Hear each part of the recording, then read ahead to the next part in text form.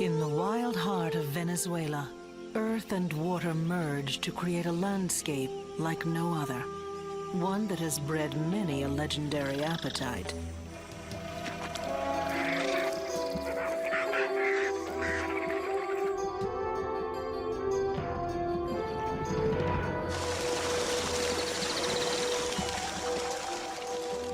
But for the early explorers who ventured into this savage place, no creature loomed larger or more terrifying than South America's giant serpent.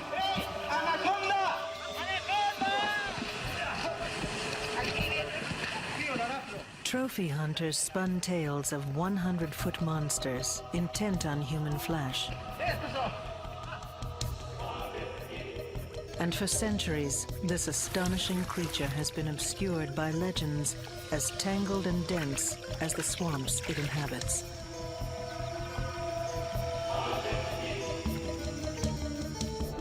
But now, a barefoot biologist is taking on the anaconda. His mission? To snatch its secrets from the murk of myth and terror, giving us our first glimpse into the hidden life of the largest snake on Earth. Big snake, big snake.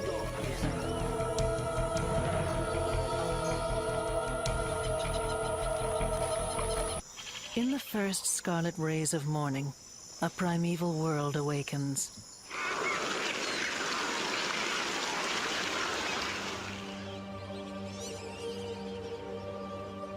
Birds by the tens of thousands respond to the siren call of the Llanos, flooded savannas that cover 1/3 of Venezuela.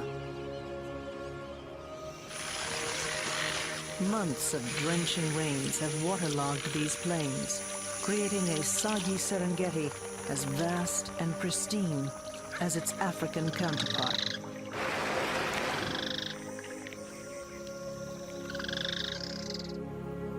But the dry season has begun, and herds of capybaras now begin to follow the receding water. These giant rodents, the world's largest, can weigh up to 140 pounds.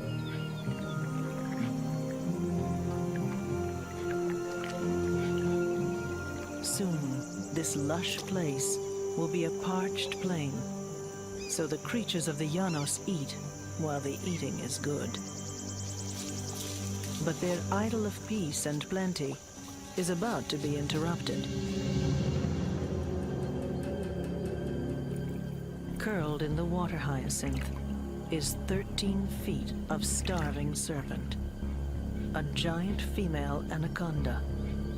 She has not eaten for months and has her lidless eyes on a suitably giant meal.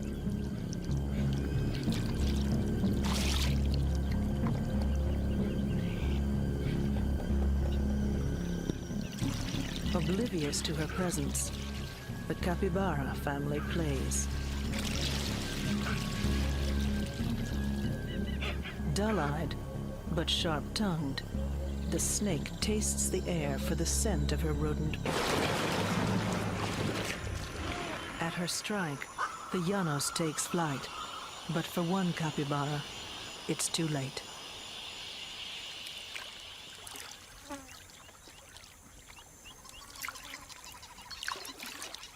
Anacondas kill with power, not poison. Locked in the snake's deadly coils, the capybara is being squeezed so tight it cannot breathe. So tight, in fact, that its blood can't circulate. Her elastic jaws stretched impossibly wide, she now begins the ponderous business of swallowing her victim head first.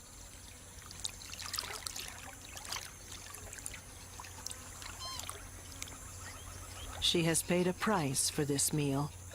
She bears the bite marks of the capybara's final struggle.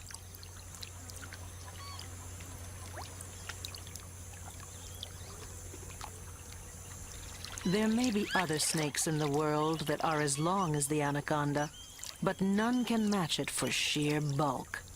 Her body was a foot thick before she ate the capybara.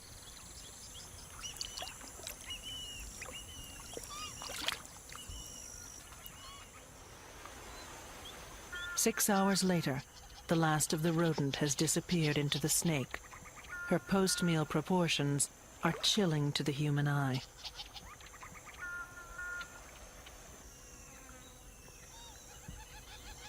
She's actually quite vulnerable now, but fortunately for her, the only creature audacious enough to tangle with a full-grown female anaconda is on the trail of another snake. But there is another male higher up. Slogging through the hyacinth is biologist Jesus Rivas. Since 1992, he's headed up the very first attempt to study anacondas in the wild, a study funded in part by National Geographic. Fine. Okay. Before the study began, scientists knew virtually nothing about the biology of this shy and dangerous creature.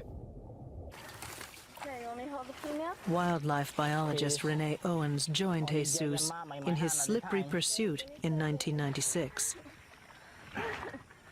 The husband and wife team have caught and cataloged almost 800 of these giant snakes. Many are given names. This one they call Godzilla. Ayuda, señor Grip. In a second, I will. How you want? Hold it tight. I mean, this is an animal that is the absolute master of the swamp. The custom-made animal for this place evolved to catch and kill animals much stronger and much tougher than people. Oh, it's a big mama. Oh, 5 meters. Come here, get a better grip. Come here. To work on a dangerous animal like this, potentially at least very dangerous, you have to have complete trust in each other, or you just can't do it. Because you can't go in and be worrying about what could go wrong, how you could be hurt. Godzilla! We are having a ball, aren't we? Whew, it's getting rough, player. What I want to do is to get to know what to be an anaconda is all about. So then we're going to study where they live, what they eat, when they breed, what temperature they prefer, which vegetation they like. Try to put on the snake shoes and, wear them. Wait here. Oh. Jesus and Renee want to observe the females during breeding. To do so, they must get radio transmitters into as many snakes as possible in the next few weeks. The force feeding may look brutal, but it's little more than an annoyance to a snake large enough to swallow a small person. I'm on top of her. I need you to hold the head now, Renee. Wait. Will help me lower my hands. Wait. Okay, down. Don't worry. Oh, you want to kiss me, don't you? No, I'm not your lover. I'm trying to keep the female from getting away, and I have to do that any way I can. They're slippery, there's no traction, there's nothing to grab onto, so I'll just sit on her. I'll pretty much kneel on the body of the female because it's the only way I have to keep her in one place. Got her, yeah. It is thrilling and dangerous work, but perhaps this female will lead them to the heart of a great mystery, the remarkable love life of the anaconda. And he realized it was a rather huge animal. Name is Godzilla.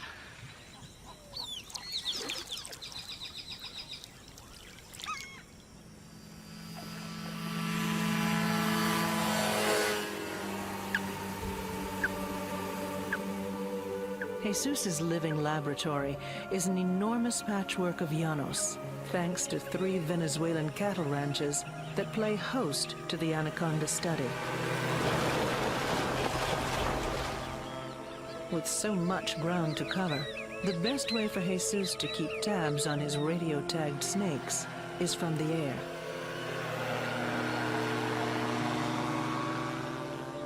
Conspicuous in the hyacinth below is the giant female that ate the capybara, a snake Jesus has named Diega.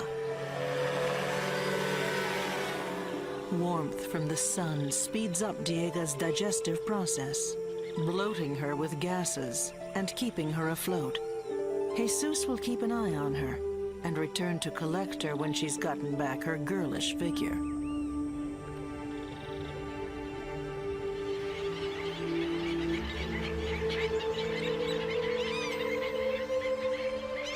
With the serpent sleeping off her meal, this part of Eden seems impossibly idyllic.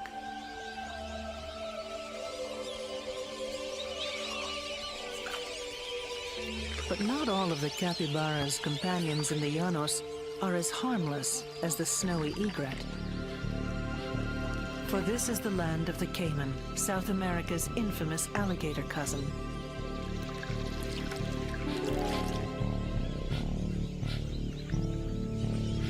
For a reptile of this size, there is no more sumptuous meal than the giant rodent.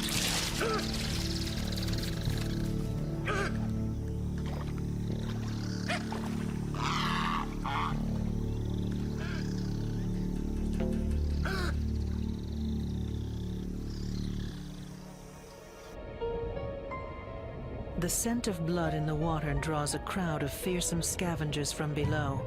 Red piranha gather, hoping for leftovers.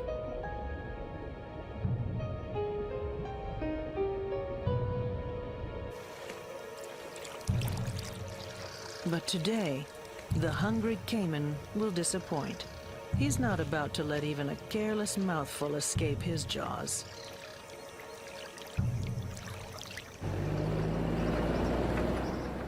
Twice a day now, the Anaconda Patrol makes the rounds, with spotters on the roof, Renee behind the wheel, and her dog Chuka, an apprentice snake hunter himself, riding shotgun. It's been a red-letter day. 4 snakes already captured, and 1 to go.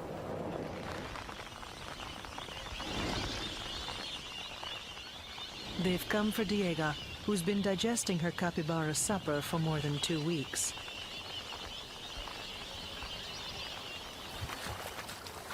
Jesus prefers to do his snake hunting barefoot. It's the best way to feel the slippery skin of an anaconda under the hyacinth. But in waters that contain piranha, stingrays, electric eels, and caiman, he's taking a considerable risk. You said you actually saw a lump? When anaconda hunting, there's safety in numbers, and colleague John Thorbjarnarson sometimes joins in. When we go out, never by yourselves, because these animals are big, and they are predators, and we are potential prey. 2 of my assistants have been attacked by anacondas. Chuka, look, snake, Chuka. Nice mouth. Wow. I like it like this. You can close the mouth. A protesting Diego is removed from her refuge. Fortunately, she's still sluggish from her meal and would rather escape than attack. I lost my grape here. Wow. Yeah, it's a Nice female. It's beautiful. Look at those colors. Diego is not nearly as taken with Jesus as he is with her. Renee puts an old sock over the snake's massive head to keep the teeth at bay.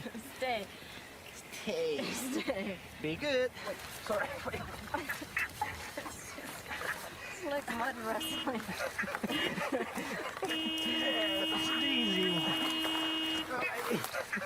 Previous catches of the day are getting restless in the truck. It's time to steer a course for home. Just don't squish the other snake. Try not to. Got it? All right. You hurt me now. Watch. Okay, we got like 4 other snakes Alrighty. in there. Don't squish them. Look me in here. There. Yeah, my Ready? family.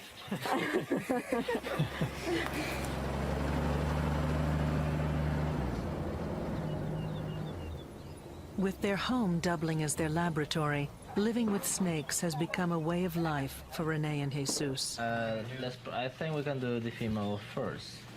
Okay, it's 843, right? 843. Okay, 843. 843.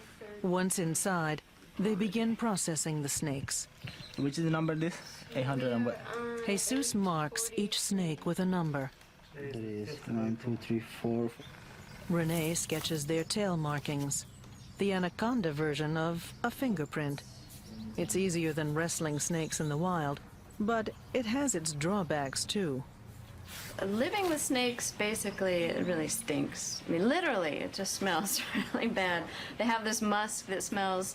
If you're not really an expert, it smells just like an animal that's been rotting for about 5 days. And there are times when we have in the house anywhere from 3 to 20, 25 bags of snakes sitting around the house with 4 drums full of big snakes. So basically, yeah, it stinks. It's quite a challenge to measure a snake that you can't stretch. Stronger than you. The Aga measures about 13 feet long, a giant snake, but by no means the largest. No one knows how long an anaconda can get. The 150-foot monsters described in Brazilian news accounts are biologically impossible. Even the largest trophy skins don't approach that. But Jesus's most conservative estimate still boggles the mind. This is an animal that can grow real close to 30 feet. The weight of an animal of that kind is something like 1,200 pounds. We're talking about this more than a bull, more than a normal cow.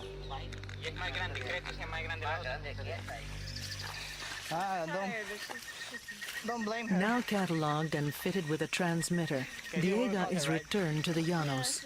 Just about here. All right.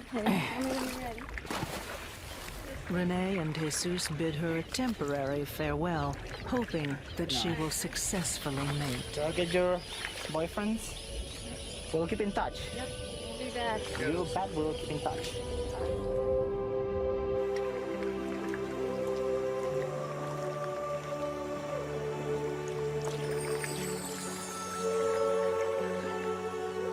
As the dry season progresses, the heat intensifies and wildlife traffic jams worsen in the remaining waterways.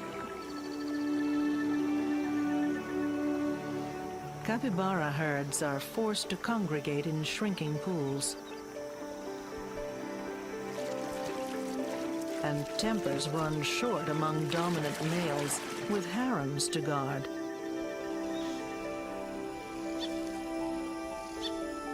At the water's edge, a newborn gets a maternal once-over.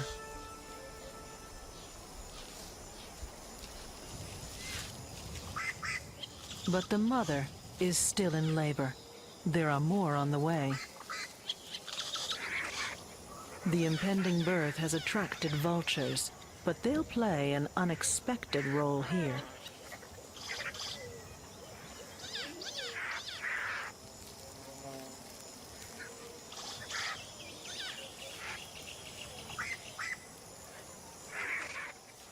Unlikely midwives, they strip the newborn of its protein-rich placenta and squabble over it, leaving the baby free to take its first labored breaths.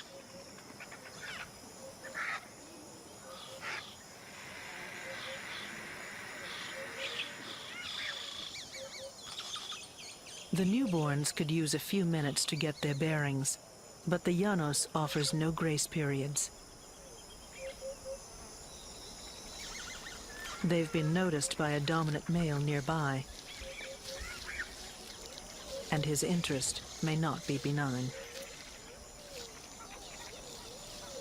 This newborn may be the offspring of the dominant male or that of an upstart rival. Scientists have yet to determine what force now drives him to act.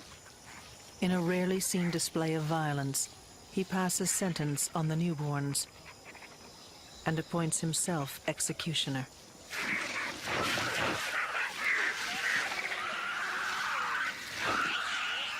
No death goes unnoticed on the Llanos. Spectacled caiman bide their time.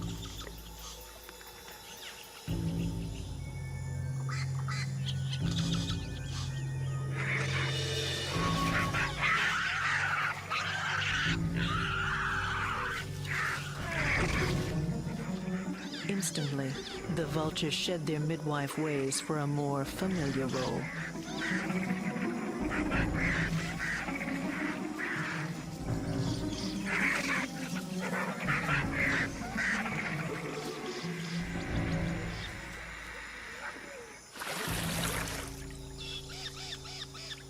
Then the caimans lurch ashore for their share.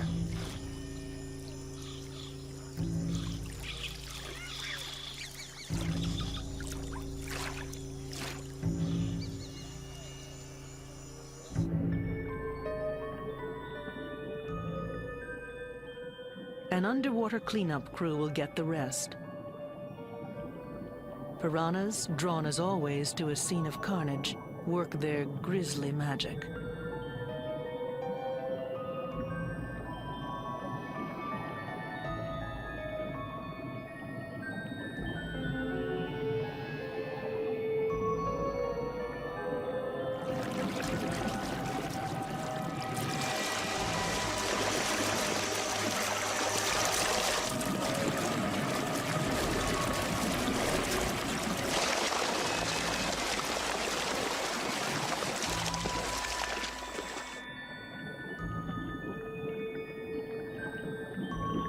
Minutes later, all that remains of the young capybara are the bones.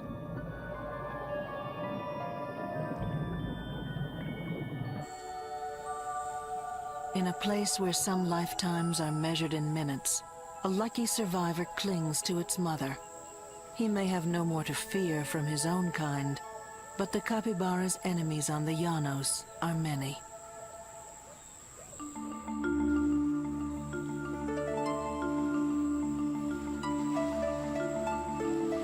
It's late afternoon in the Venezuelan savannah. Everywhere, anacondas are on the move, taking advantage of cooler temperatures to keep up with the receding waters.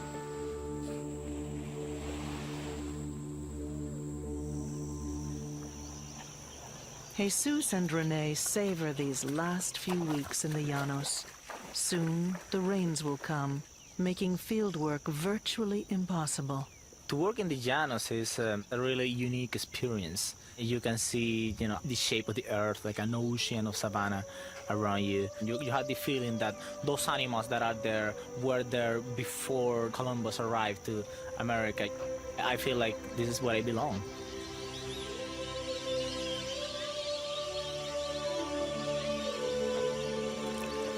Skimmers grab a last meal as dusk descends.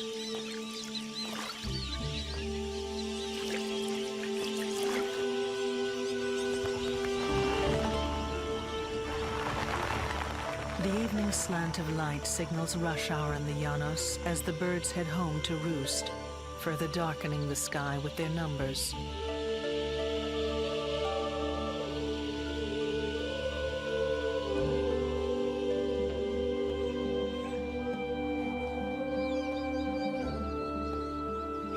On a riverbank, a jaguar finds his last minutes of daytime rest plagued by flies. The big cat needs to rouse himself soon and find a meal.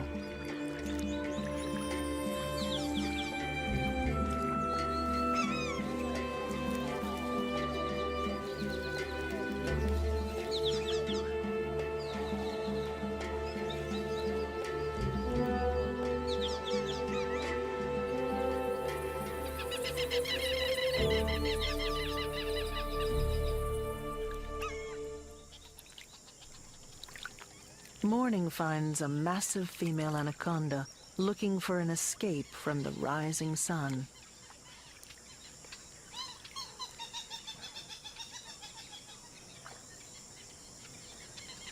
The drying riverbed exposes muddy crevices among the roots, cool, damp caves where a snake might wait out the last weeks of the dry season.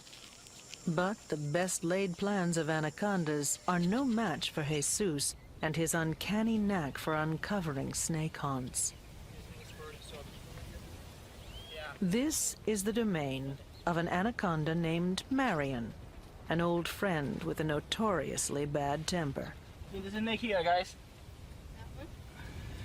Yep, the big one too. Big one? Big like Marion big? Probably Marion big, yeah. It's Marion. She'll come straight for me. She hates me. Uh-oh, he sees Marion already. It's not by the Marion? pole. Can we It's see not the by the horn? pole already. Renee will never forget her introduction to Marion. Yeah, when Marion bit me, it was kind of a surprise because I'd seen Jesus get bit by snakes all the time. He might not admit that, but he gets bit a lot. It goes with the territory. I thought, well, it can't hurt that much. It happens all the time. He doesn't say much, and she bit me, and yeah, it hurt like hell. That's a huge head with just full of muscle. It's just pure muscle, and she got the smallest part of my body, and yeah, there's no denying it. Hurts a lot. All right. Okay. See what? Where's yourself? Big snake. Big snake. Marion has always made her contributions to science reluctantly. Jesus is convinced she remembers each capture and gets more dangerous with each encounter. All right. Alrighty. Yeah, it's her.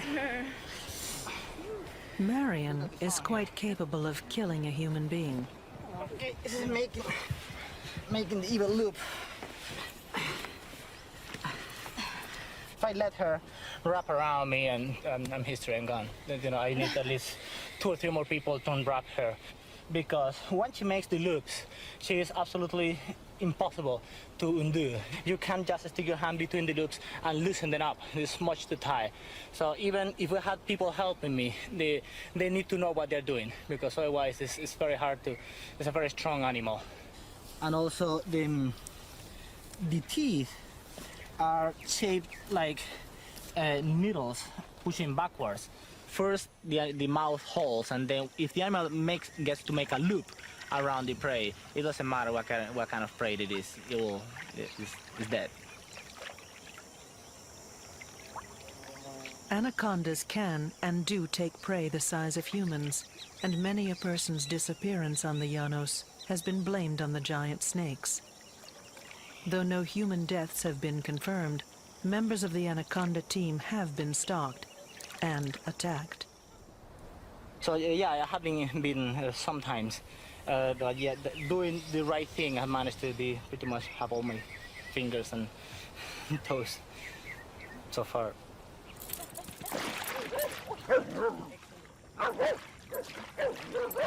Over the years, cheers.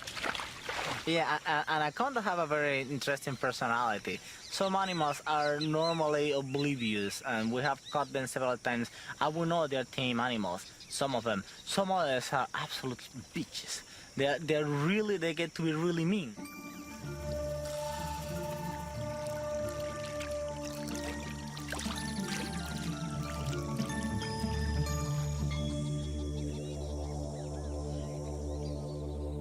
As the heat of the dry season continues to intensify, the reptilian residents of the Llanos bask along disappearing streams. Capybaras hunker down in what water remains.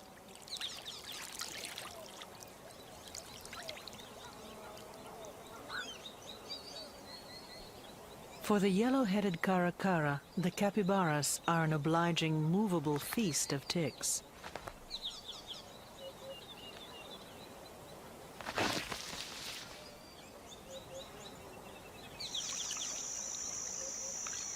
The floodplain that lured many piranhas away from their home rivers is now evaporating rapidly, trapping many. Stranded and suffocating, the once fearsome killer is helpless. No one knows exactly why caimans gape, but they might as well be grinning in anticipation.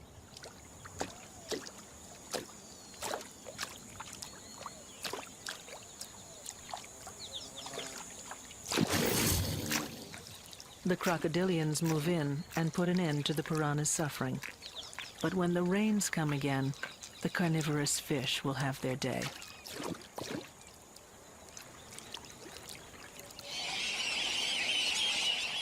It's now late May, 6 months since the Venezuelan savanna has seen a drop of rain. But a season of calamity for fish is a season of plenty for birds. Dozens deep at the water's edge, birds wait their turn at the buffet.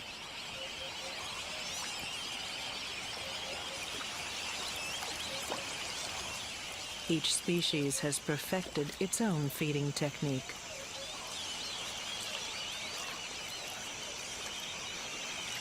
Little distracts the voracious birds from the feast, but an uninvited guest is about to get their attention.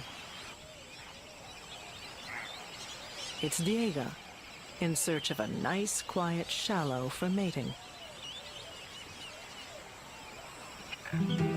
Her arrival seems to elicit more curiosity than fear, despite the fact that anacondas regularly eat birds.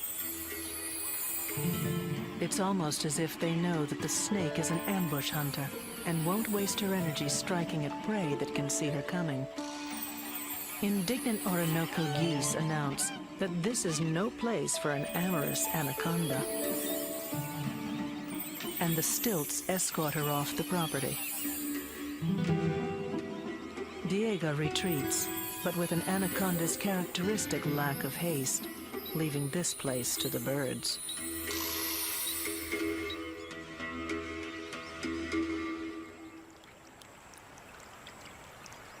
Eventually, Diega finds a suitable place to await her gentleman callers. It's likely that the female anaconda sends out come hither chemicals or pheromones so that the males can locate her, using their tongues as sexual divining rods.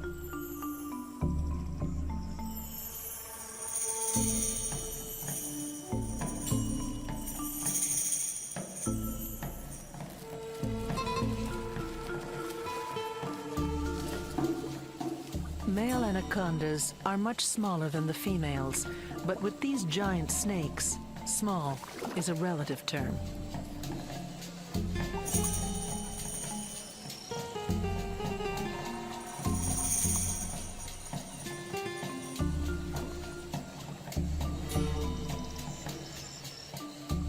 He arrives to find the mating party in full swing, but he's undeterred.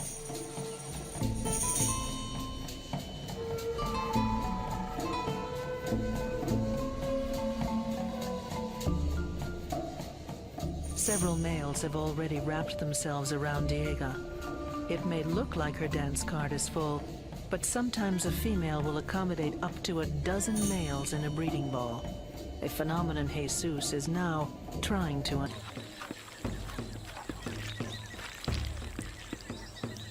Following her radio signals, Jesus and Renee are thrilled to find Diega has become the belle of the ball. What comes next will test their snake handling skills to the limit. Not only is gathering information on these snakes not easy, but it is basically a race against time. Once the dry season hits, we're out there every day trying to find as many snakes as we can process. Once we find breeding balls, it's not like catching one snake. Suddenly you have 3, 4, up to 12 snakes to deal with at one catch. So that's a lot of work to do.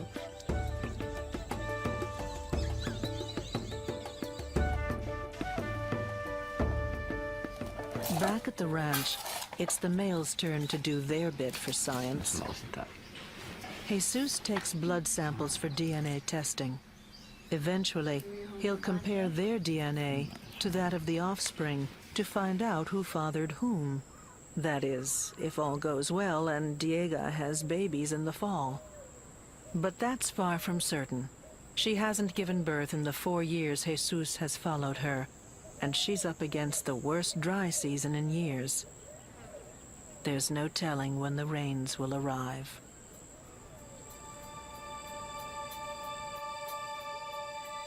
The inland sea has become a mere patchwork of puddles. Heat and crowding are already taking a toll on the capybaras.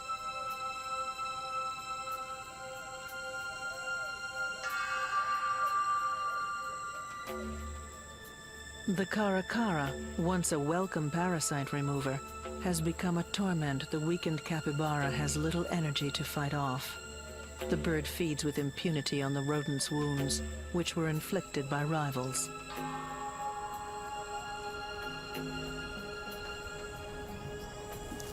Nearby, an opportunistic predator lurks. Known as the cougar, or mountain lion farther north in the Americas, the puma finds easy and abundant prey on the llanos.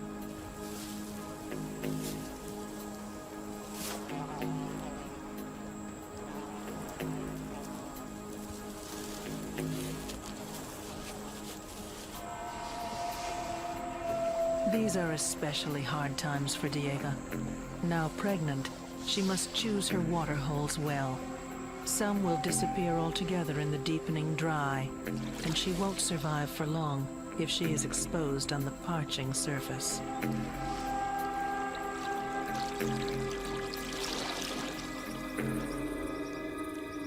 Just 7 degrees north of the equator, with the summer solstice approaching, the Llanos evaporates.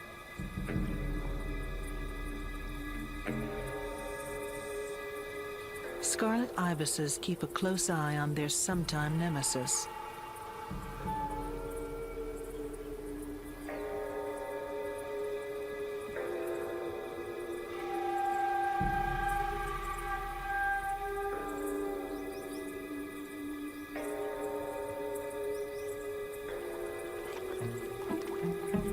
In waterholes turned sucking mud, capybaras wallow, and catfish struggle to breathe.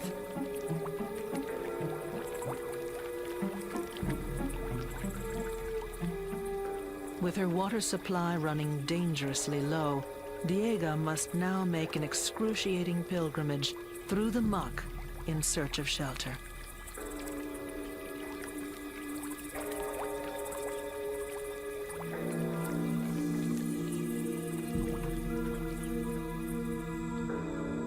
But the conditions only worsen, and the next day finds Diega in the shelter of last resort, under the baking mud itself. Here, she will wait for the rains, which show no sign of arriving soon.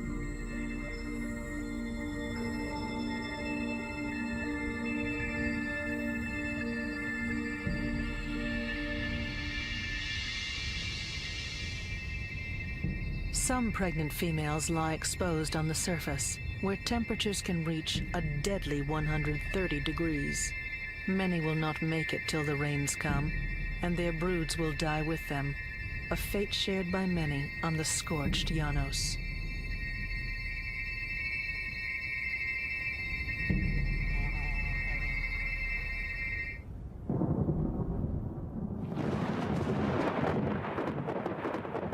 On the parched plains of Venezuela, the horizon rumbles with the promise of rain.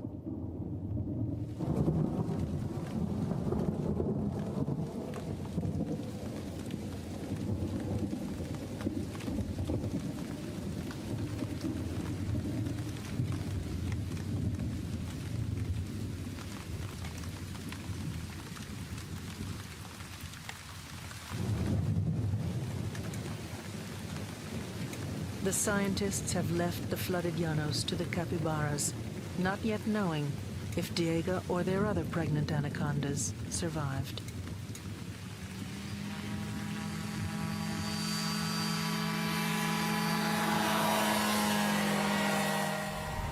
Not until the rains begin to let up can a worried Jesus take to the air in search of his snakes.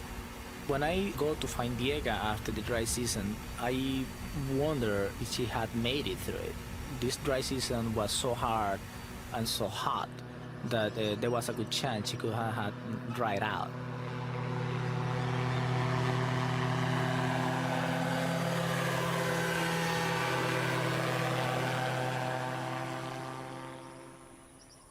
But Diega has made it, surviving both the drought and her 7-month fast. She's claimed a bit of high ground to await the birth of her babies. Only then will she eat again. There will be other reptile births this season as well. All around, young caimans make their debut on the Llanos.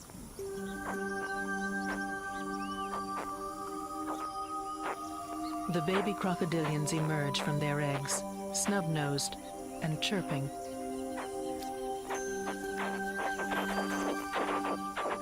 Almost immediately, they set forth under the watchful eye of their mother.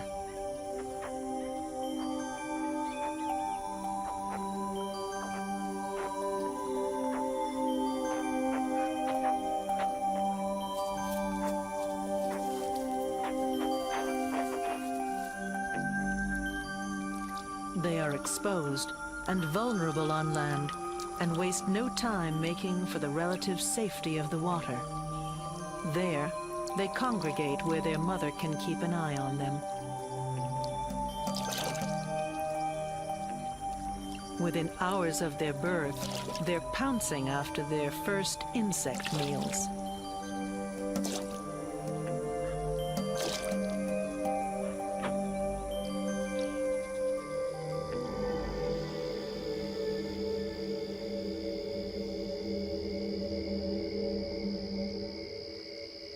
By night, Diega prepares to usher her own family into the world.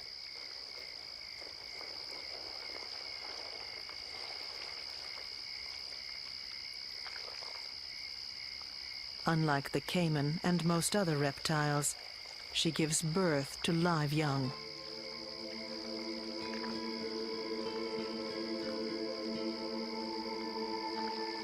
Diega has about 40 babies, representing about a third of her body weight.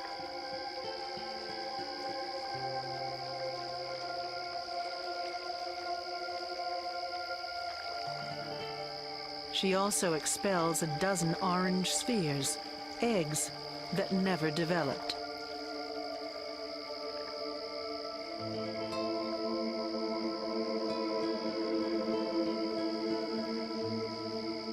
The starving mother eats some of her eggs.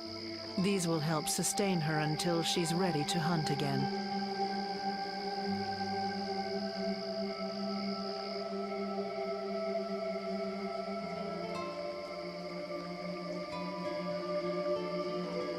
She'll also eat stillborns, hastily backing off if she gnaws a live one by mistake.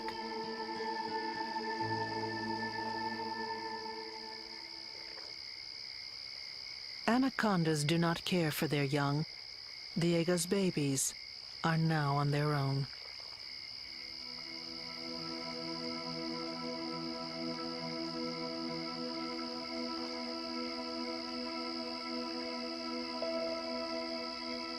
Within minutes, the first of the newborns moves off, ready to take its chances in the Llanos. Perhaps half of Diega's offspring will survive.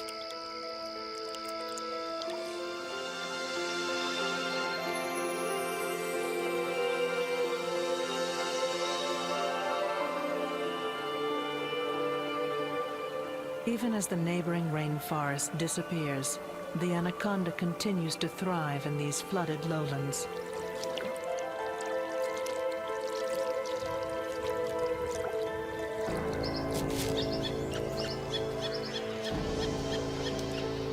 This morning, the caimans find a free breakfast on the riverbanks. Diega's remaining stillborns, which are greedily snapped up.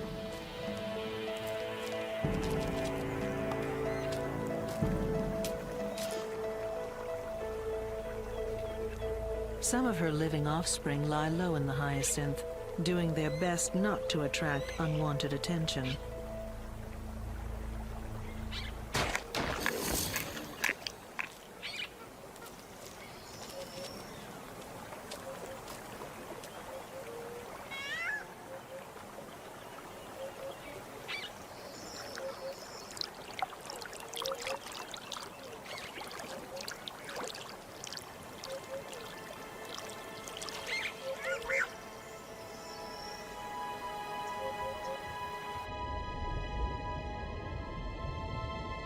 It's time this newborn snake went in search of its first meal. In fact, a baby caiman might do nicely, but to hunt is to risk becoming the hunted.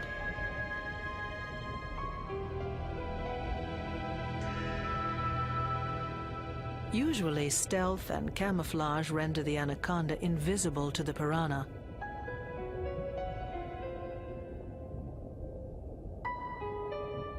Like a root adrift in a current, the baby makes its way through the hyacinth. On rare occasions, though, an inexperienced youngster blunders into more open waters.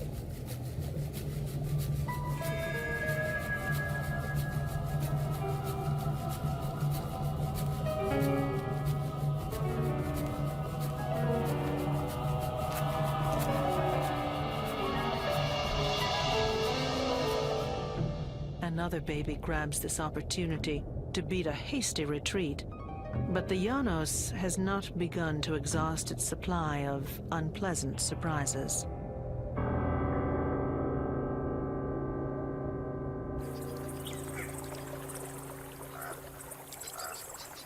Like most cats, the ocelot's not a big fan of water.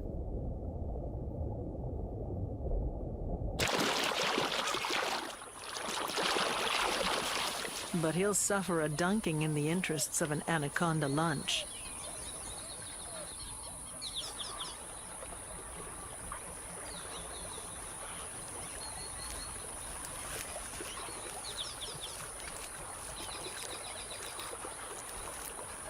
Long before they're full grown, Diego's brood will be decimated. Those babies have a tough life in front. They have a lot of predators. As much as the big ones have almost no predators, it's completely the opposite in babies. Nearly every animal can take them.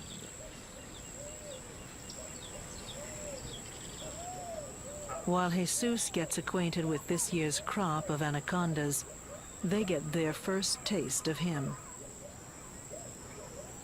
With each new generation, Jesus is one step closer to understanding the mysteries of anaconda reproduction. Like their parents, these babies will be numbered, cataloged, and DNA tested.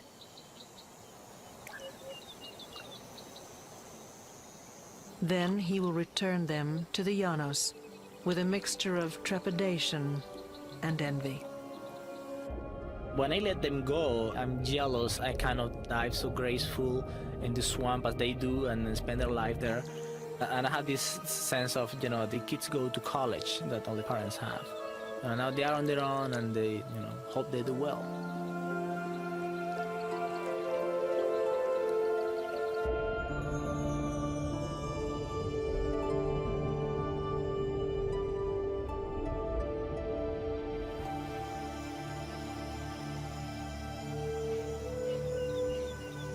Though science is beginning to lift the veil of terror that surrounds the anaconda, many of the giant snake's greatest secrets remain unknown.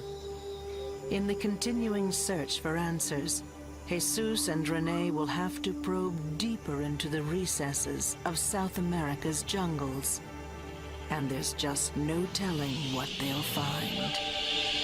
I have no doubt that the giant of giants of anacondas is out there. Whether we'll find it is a whole other question. I have thought a lot about what to do if I find this animal that is too big for me to catch, but it's too big for me to let it go. And I don't know what I'll do, because it will be some tough fight. I don't know who's gonna win.